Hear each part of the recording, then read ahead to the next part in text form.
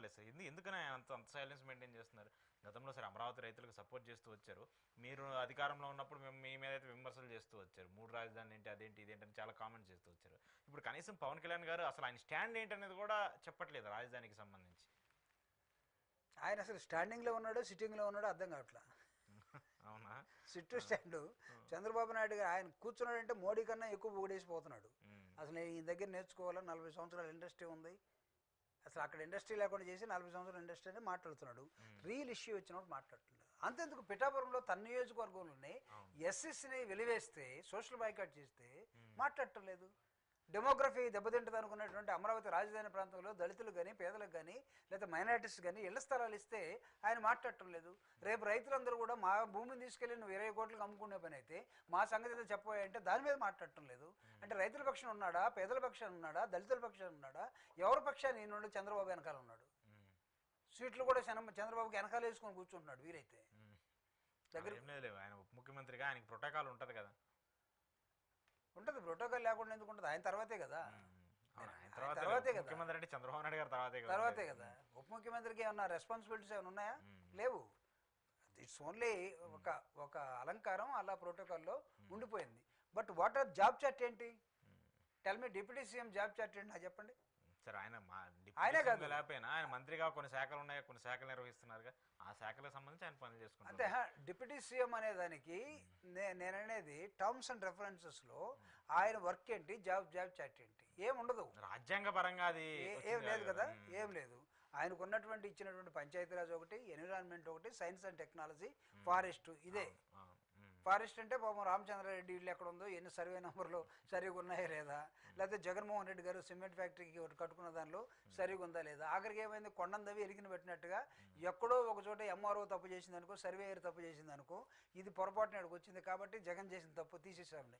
జగన్ గారు తీసుకున్నప్పుడేమో ఎవరికి ఎంత డబ్బు రావాలో ఆ డబ్బు ఆయన ఇచ్చేసి పర్ఫెక్ట్గా కొనుక్కున్నాడు. గవర్నమెంట్ వాళ్ళే సర్వే చేస్తే ఆర్డీఓ, ఎంఆర్ఓ, కలెక్టరు వాళ్ళందరూ శాంక్షన్ చేసిన తర్వాత దాన్ని డబ్బు కట్టి రైతుల దగ్గర కొనుక్కున్నాడు. వాటిల్లో ఇప్పుడు ఆ కోడిగుడ్డు మీద ఏకలు లాగుతా ఉన్నట్టుగా దాని మీద తప్పులు ఏమైనా జరిగాయా చూడండి. ఏం చేస్తారు? ఇప్పుడు ఒకవేళ సర్వే నెంబర్ మారింది, సర్వే నెంబర్ మారింది కాబట్టి అది ఎవరు తప్పు? డిపార్ట్మెంట్ తప్పు, మార్చేసుకుంటారు. ఆయన దానిలో బిజీగా ఉన్నాడు. కానీ ఆంధ్రప్రదేశ్కి జరుగుతున్నటువంటి అన్యాయం మీద మోడీ గారు వచ్చారు, రెండోసారి ప్రధానమంత్రిగా ఆయనకు ఉన్నా లేకపోయినా వచ్చాడు.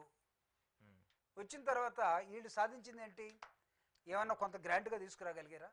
కనీసం అడగలేదు కదా. కనీసం నీకు ఇంతకుముందు రీఆర్గనైజేషన్ యాక్ట్లో స్పెషల్ స్టేటస్ ఇవ్వాలి, స్పెషల్ స్టేటస్ వల్ల ఆంధ్రప్రదేశ్ మళ్ళీ బతుకుతుంది. ఆయన రావటం వల్ల కాదు, ఆయన అక్కడ కూర్చొని ఇచ్చినా దీనికి ఆక్సిజన్ వచ్చినట్టే. ఆయన తీసుకొచ్చి కనీసం దాని మాట ఎత్తకుండా ఎందుకు భయపడుతున్నారు? చంద్రబాబు నాయుడు గారు కానీ పవన్ కళ్యాణ్ గారు కానీ అసలు మోడీ గారితో మాట్లాడాలంటే, రీఆర్గనైజేషన్ యాక్ట్లో ఉన్నటువంటి చట్టాన్ని మాట్లాడాలంటే భయపడిపోతున్నారండి. జగన్మోహన్ రెడ్డి గారు ఉన్నప్పుడు ముఖ్యమంత్రిగా వైజాగ్ వచ్చాడు. జగన్మోహన్ రెడ్డి గారు స్పష్టంగా ఉపన్యాసంలో చెప్పాడు, ఆయనకి నాకు నా రాష్ట్ర అభివృద్ధి సంక్షేమం మాత్రం ముఖ్యం, మాకు ఇవ్వాల్సినవి ఇవ్వండి అన్నాడు. కానీ ఆయన ఇవ్వలేదు. కనీసం అడిగాడు కదా, అడిగాడు. ఇక్కడ ఎందుకు అడగలేకపోతున్నారు? Okay, so it's a question కదా. మీరు కూటమిగా ఉన్నప్పుడు ప్రజలు ఏమనుకుంటారంటే, కూటమిగా వచ్చారు కాబట్టి ఇంకా బలంగా ఉంటారు వీళ్ళు, కేంద్రం నుంచి ఏమైనా తీసుకొస్తే ఈ రాష్ట్రం ఇంకా అభివృద్ధి చెందుతుందేమో అనుకున్నారు. జగన్మోహన్ రెడ్డి అంటే పాపం ఒంటరివాడి కాబట్టి మోడీని ఇంకా గట్టిగా అడగలేకపోతున్నాడేమో, ఆయనకన్నా ప్రాబ్లం ఉందేమో అని అనుకున్నా, ఆయన అడిగినంత గట్టిగా జగన్మోహన్ రెడ్డి గారు ప్రశ్నించినంత గట్టిగా, రిక్వెస్ట్ చేసినంతగా లేదా రిప్రజెంటేషన్ ఇచ్చినట్లో కనీసం వీళ్ళు హాఫ్ ఇంచ్ కూడా కదలలేకపోతున్నారు. కాబట్టి how can you think that రాజధాని area is going to develop like anything and Istanbul లాగనో లేకపోతే ప్రపంచ రాజధాని స్థాయి లాగనో ఎలా వస్తుంది? ప్రపంచ స్థాయి రాజధాని అంటే అసలు ఏంటి డెఫినేషన్ ఏంటి సార్? నేను అడుగుతున్నాను, ఏంటి అసలు ఏ రాష్ట్రానికి ఏ దేశానికి రాజధానులు, ఆ దేశానికి రాజధానులు అవే గొప్పగా మనం చెప్తూ ఉంటాం. ఇప్పుడు అమెరికాకి వెళ్తే వాషింగ్టన్ డీసీ, ఇప్పుడు లండన్, ఇవన్నీ మనం వాషింగ్టన్ డీసీ పోతే ఎట్లా ఉంటుంది తెలుసా? మామూలు బిల్డింగ్ లానే ఉంటుంది. అదే నీకు ఒక 100 అంతస్తుల బిల్డింగ్ లాగో లేకపోతే 1000 ఎకరాల్లో లేవు. అది మహా ఉంటే ఒక 5-6 ఎకరాల్లో ఉంటుంది. ఆఫీస్ లాగానే ఉంటుంది. ఒక డిపార్ట్మెంట్ కట్టుకున్న హెడ్ క్వార్టర్ లాగా కనపడుతుంది. అది క్యాపిటల్. ఈ ప్రపంచ స్థాయి రాజధాని అంటే నాకు అసలు అర్థం కావట్లా. ఏంటిది? దీనికి ఏమన్నా మనకి లేకపోతే ఫోన్లో సిరిని అడిగితే ఏమన్నా చెప్పుద్దా? లేకపోతే ఒకటి వచ్చింది కదా, వాట్ ఈస్ మెన్ బై ప్రపంచ స్థాయి రాజధాని చెప్తున్నారు కదా, అమరావతి కూడా ఏ రాజధాని అని. ఏఐ ఎలా చెప్తారు అనేది చూడాలి మరి ఆయన చెప్పేది. ఏముంది సార్, ఆర్టిఫిషియల్ ఇంటెలిజెన్సే కదా. మనకి ఇప్పుడు గట్టిగా ఒక మనిషిని చూసి మామూలుగా ఇక్కడి నుంచి నవ్వటం వేరు, ప్లాస్టిక్ నవ్వటం వేరు. అంతే కదా. ఏఐ కూడా ప్లాస్టిక్ టైపే కదా. ఇప్పుడు నువ్వు అడిగితే ఏదో ఒకటి ఇస్తుంది, ఆడది చేసేస్తే టెక్నాలజీ ఉంది కాబట్టి ఇస్తుంది. అది something like a library. But when you're going to construct a physical capital, రియాలిటీని నువ్వు ఎట్లా రియల్ ఎస్టేట్ లాగా చేస్తావు, ఎట్లా బ్రోచర్ లాగా తయారు చేస్తావు, ఎట్లా బొమ్మలు చూపిస్తావు? ఇదేమన్నా నిన్న చేసినటువంటి మనం శాటిలైట్ పెట్టి బాంబింగ్ చేయటమా పహల్గామ్లో? కాదు కదా.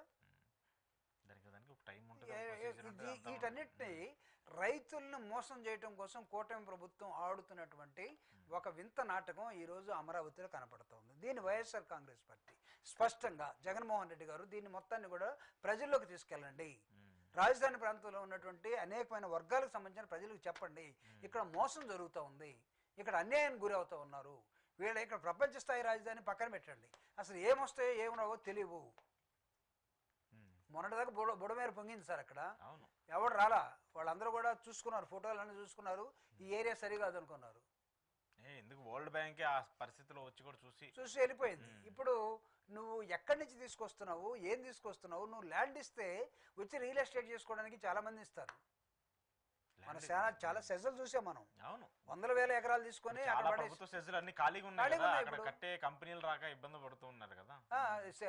అతను ఎవరు మన సినిమా డైరెక్టర్ రామానాయుడు గారికి ఇచ్చినటువంటి విశాఖపట్నం స్టూడియోలో రియల్ ఎస్టేట్ జరిగిందని వెనకెందుకు తీసుకున్నట్టు చేశారు. సో ఇక్కడ కూడా రేపు ఏం జరగబోతోంది? If at all you are going to